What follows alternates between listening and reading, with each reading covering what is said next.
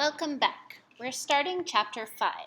Remember, Jonas is nervous for the ceremony of 12, which will determine his job. He has a little sister named Lily, and his mother is a judge, and his father is a nurturer. His father takes care of the newborn babies.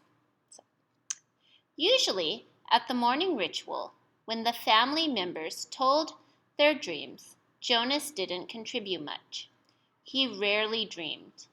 Sometimes he woke with a feeling of fragments afloat in his sleep, but he couldn't seem to grasp them and put them together into something worth of a telling at the ritual.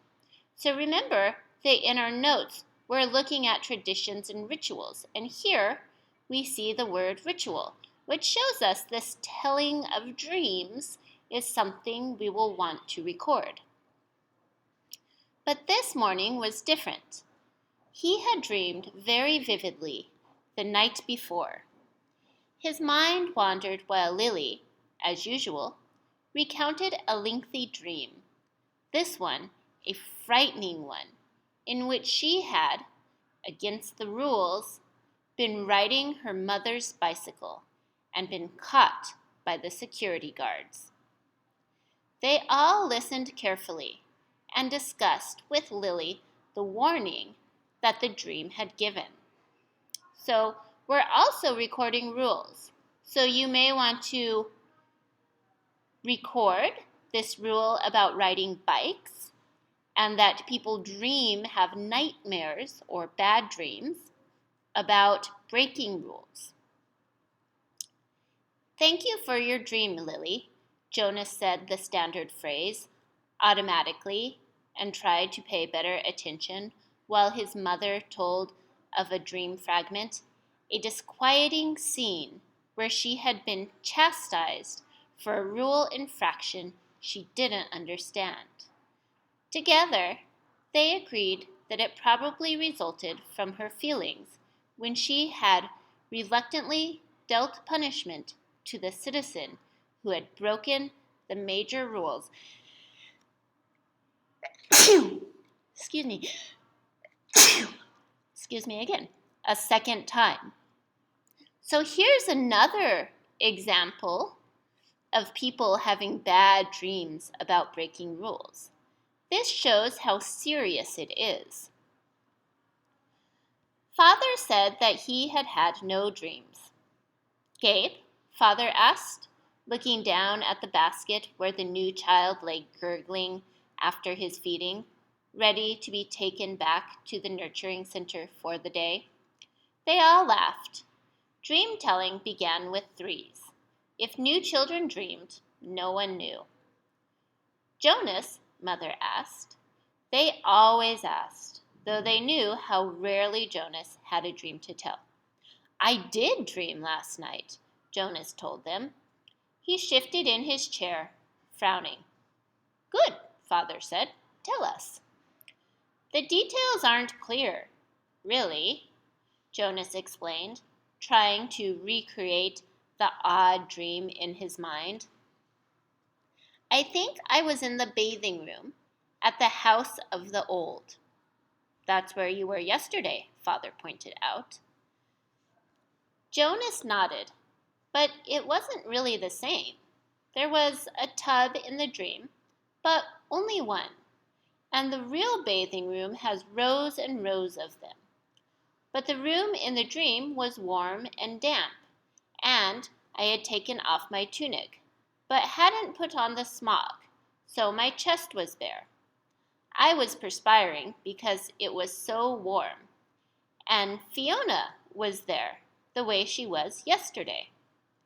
Asher too? Mother asked. Jonas shook his head. No, it was only me and Fiona, alone in the room, standing beside the tub.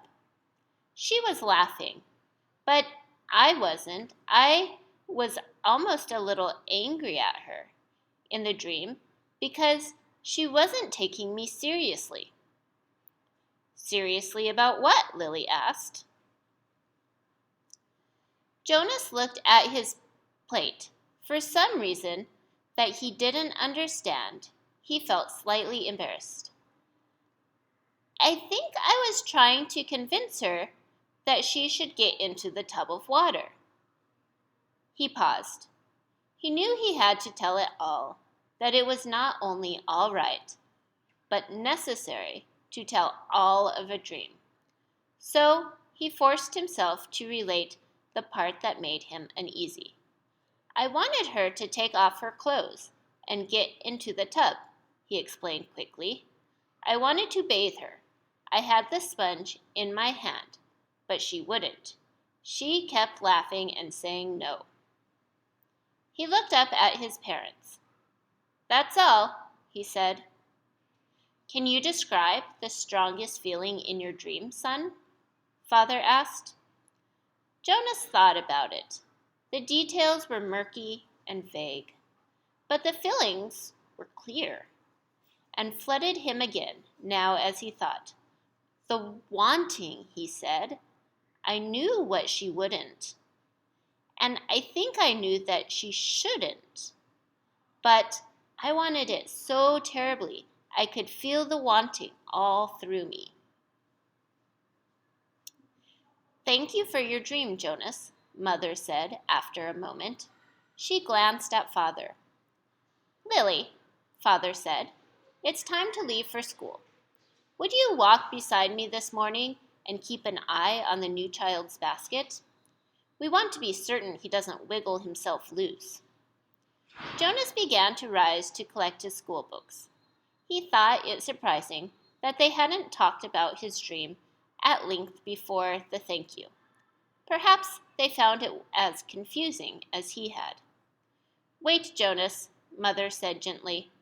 I'll write an apology to your instructor so that you won't have to speak one for being late.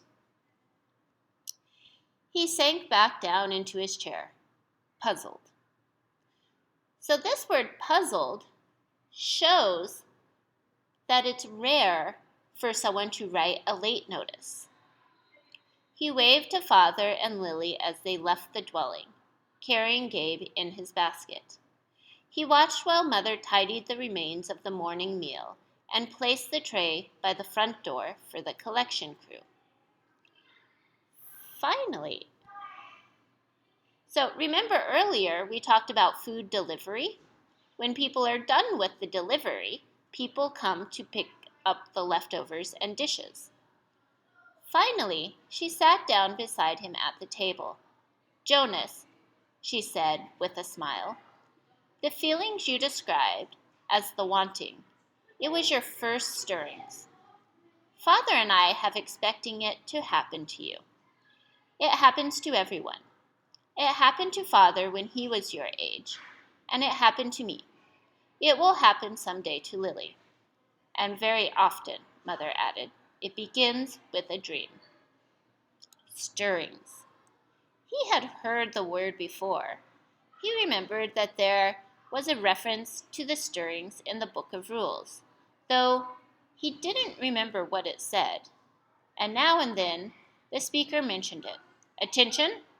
A reminder that stirrings must be reported in order for treatment to take place.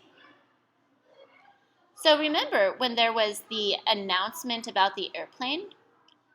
Here we see another announcement. And we can tell that this taking place of stirrings is very important. Because if people have strong feelings, they might choose to do something outside of the rules. He had always ignored the announcement because he didn't understand it, and it had never seemed to apply to him in any way. He ignored, as most citizens did, many of the commands and reminders read by the speaker. Do I have to report it? He asked his mother. She laughed. You did, in the dream telling. That's enough. But what about the treatment? The speaker says that treatment must take place. Jonas felt miserable. Just when the ceremony was about to happen, his ceremony of 12, would he have to go away someplace for treatment? just because of a stupid dream? So think about that, how you would feel if an important ceremony was coming and you might not be able to participate. We'll stop there and continue in the next video.